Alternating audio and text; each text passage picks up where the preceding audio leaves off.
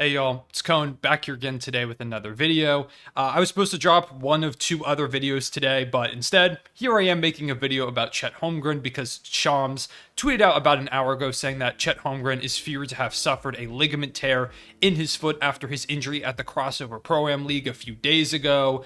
There's no timetable available at this point. We don't know how severe it is. It could be, he could miss like a month, he could miss a few months. He could miss the whole season. If it's really bad, he needs surgery and the recovery takes a long time. We really don't know. But it all sucks. For those of you that don't really know the story of it, Chet played in Jamal Crawford's Crossover Pro-Am League in Seattle a few days ago. I believe it was on Friday when it happened.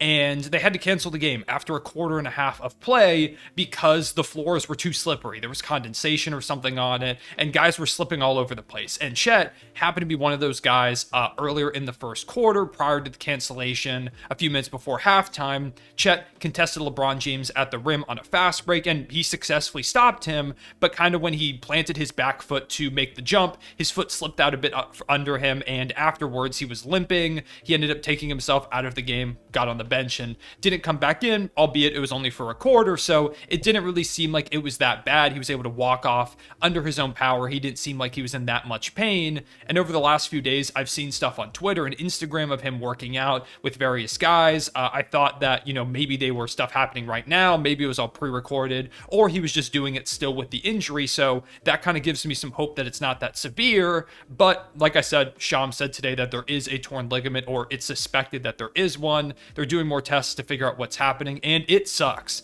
Obviously, as an OKC fan, if you've been following this channel for any really amount of time since the NBA draft, you will know that Chet Holmgren was the guy that I wanted the whole time in the draft. He, to me, is the best player in this draft, an incredible defender. He can drill shots from deep. He can space the floor, of course. He can attack off the dribble. He can do a bit of everything. Chet is a guy that I think has the potential to be one of the best players in the league, and he was the guy that I wanted the Thunder to get ever since, last season started. So the fact that we got him on the team, it was super, super cool, and it's something I've been so excited about this whole year, or really, yeah, the whole year. And then since the draft, I've been excited to see him on the Thunder specifically. And now, he's going to miss some time. Hopefully, it's not too long. Olivia, who covers the Thunder through Daily Thunder, and I believe is a medical student at USC, tweeted out saying that it could be 3 to 4 months in a pretty good case if, it's nothing severe, which would bring him back right around November, maybe early December, if it's on the longer end of that spectrum. So he could only theoretically miss like a month and a half, which isn't too bad. Obviously, it sucks. You want to see him come play, and I'm sure he wants to hoop. But that is a pretty good scenario when you think about a torn ligament. So fingers crossed that it's that scenario rather than the latter, which could be 6 to 8 months, have him miss most of, if not all of the season, because OKC is not going to make the playoffs. So it's not like he'd return for a playoff run. And the Thunder at that point might just want to keep him healthy for next season. We'll see. So hopefully it is the sooner or the earlier of the two options that I mentioned and not the latter one.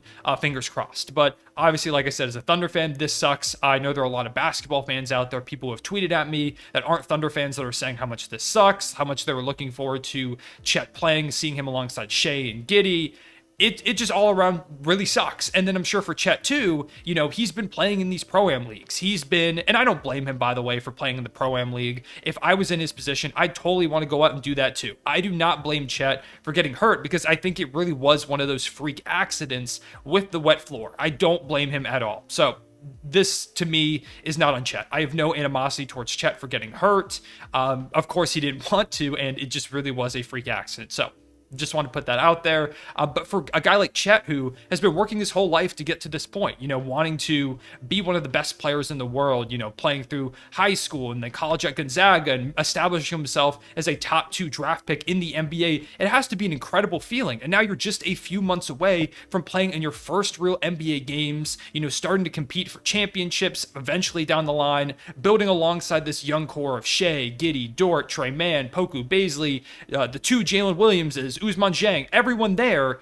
You're trying to build something, and it seemed like he was super excited for it. Of course, as I know I was. But now he's got to wait. Now it's put off. And not even just that, but he can't hoop at all out there. He's got to recover from the injury. He can't really do workouts. He can't run in like scrimmages with other guys. So stuff that he's been doing all summer. And that really sucks for a guy who clearly loves to hoop. Like I said, if I was in his position, I would be devastated because like I go out and I sprain my ankle. If you don't know, I sprain my ankle a good bit. But like there are times where I'll sprain my ankle and I can't play for a few weeks and it kills me. I hate it. And so part of that is the reason why I'm really thrown off by some of the responses to this injury, which is really what caused me to make this video in the first place, because I kind of want to rant for a little bit about that. There have been a lot of really weird and lame responses to this Chet injury. People always like to use stuff that happens like injuries and things like that to push their own narratives, which I think is super, super weird. That's not how I operate. That's not how I think. I don't see a player get hurt and I think, oh, you know, this is good for this narrative or this agenda that I have. Because to me, they're all like humans. These are real people. And so seeing them get hurt and not being able to play the game they love, it sucks. Because I know if I was in their position, I'd be devastated. So I don't really operate like that. So then I see people on Twitter like, oh, I knew this was going to happen. I knew Chet was going to be a bust. Like, oh, these are the injury issues I saw coming. This was because he was too skinny, this and that. I think it's super lame. If you look at the circumstances of the injury, it's not like LeBron bodied into him and like broke him in half or anything. He landed weird on his ankle on a court that was so slippery, they canceled the game after building a mass of hype for it. They had thousands of people waiting to come in and see the game, and that was a whole nother issue where they only let like 20 people in or whatever. It was a disaster, whatever. They built up all of this hype. And then they had to cancel the game a quarter and a half through. They got LeBron James, Jason Tatum, Paolo Banchero, Chet, DeJounte, Tari Eason, Isaiah Thomas. They got all of these NBA caliber players out there to play, and then they had to cancel it because it was too injury risky. So this isn't on Chet. This isn't because he's skinny. It's because the court was unsafe. And so that, I don't understand how you're going to use that to push the whole he's too skinny narrative. That doesn't make sense. There's people saying like, oh, he's Greg Oden 2.0. You know, he's going to deal with these injuries his whole career. Like, why is that the first thing that comes to mind when you see a young guy trying to live out his dream get hurt? That's super, super weird to me. Pushing those narratives, saying stuff like, also, you know, oh, like maybe Shea will ask out at this point. Like, oh, another year wasted of Shea. Like, I'm sure the first thing on Shea's mind isn't like, damn, we're going to be worse this season. It's that, wow, I hope Chet gets better soon. And even then, there are people saying stuff like, you know, this Chet injury sucks, but oh, if it makes SGA available for my favorite team, you know, like silver lining. That's so weird and lame. Why is that coming to your mind? I don't understand that. This guy who, a 19-year-old kid who's been working his whole life to get to this moment, gets hurt right before he gets to debut. We don't even know how long he's out. What if he's only out like a month? Then you're tweeting out all of this stuff about, oh, I knew he was going to get hurt. He's going to deal his whole career with injuries and stuff like that. And he ends up missing only a month. We don't know at this point. So why are you saying stuff like that? And even then, it just feels like it's baiting for likes. It's baiting for clicks. Like, it's baiting for controversy just to get attention. I don't get it.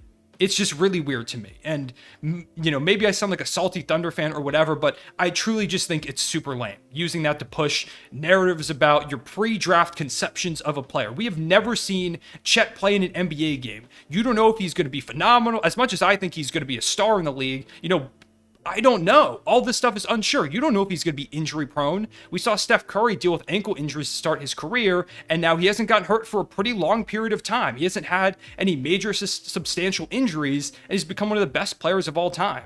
Just because a guy suffers one injury early on in his career, in a very weird circumstance, by the way, where you're never going to have an NBA court that is too slippery that the players cannot play and they have to cancel the game. That will never happen in a real situation. That's not something that exists in the league. So why are you using this one-off, super weird scenario to push a, oh, Chet's going to be a bust narrative? That is super weird to me.